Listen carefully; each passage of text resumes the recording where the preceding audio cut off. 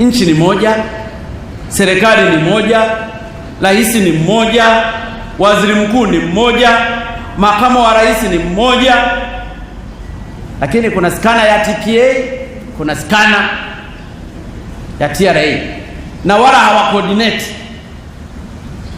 Kila mmoja ni bosi kwenye eneo lake, na wote nimewateua mimi.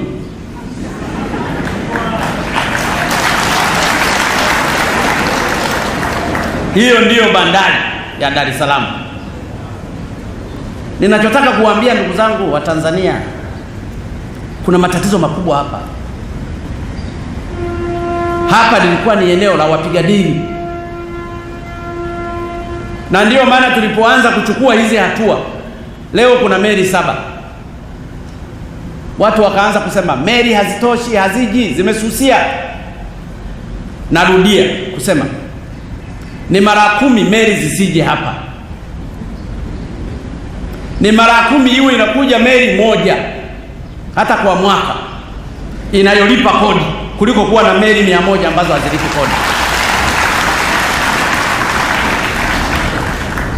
Kwa hiyo wanaopiga kelele na kusema mizigo imepungua kwa sababu meli haziji, wanapoteza muda. Tena na washangaa, kama zilikuja meli 60 na hazikuwa recorded, zikapakua mizigo hili ikapita kwenye barabara zetu, barabara zikaharibika na serikali haikupata faida, kwa nini uwe na mamizigo mengi ambayo halipi kodi? Kwa hiyo cha kwanza nachotaka kuambia, na wewe mkurugenzi na waziri, wala usihangaike na watu wanaokuambia mizigo haiji. Watakuja wale watakaolipa kodi. Meli za ujanja za dili zisije hapa, zinatupotezea muda. Na wale wafanyabiashara waliokuwa wamezoea kubeba mizigo ya dili wanasema mizigo haiji hapa, magari yao yamekosa mizigo ya kubeba, wahamie kwenye bandari ziliko na mizigo. Mtu anazungumza meli haziji, wale wanataka zije meli zile za madiri.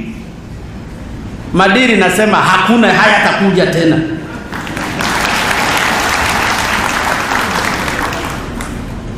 Wenye meli za madiri wapeleke bandari zingine,